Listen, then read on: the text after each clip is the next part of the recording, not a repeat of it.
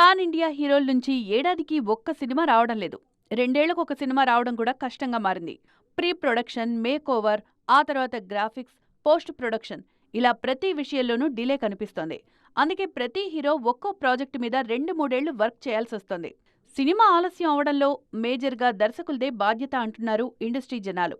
Star hero ఒక cinema పూర్తి చేసిన తర్వాత మరోసారి సినిమా స్టార్ట్ చేయడానికి చాలా టైం తీసుకుంటున్నారు. నెక్స్ట్ ప్రాజెక్ట్ చేయాల్సిన దర్శకులు ఫుల్ స్క్రిప్ట్తో రెడీగా ఉండకపోవడం వల్లే కొత్త ప్రాజెక్టు పట్టాలెక్కడం ఆలస్యమవుతోంది.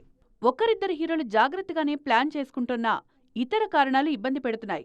దేవర రిలీజ్కి ముందే వార్ 2ను ప్రారంభించారు తారక్. గేమ్ చేంజర్ రిలీజ్ కన్నా ముందే పెద్ద వర్క్ స్టార్ట్ చేశారు చరణ్.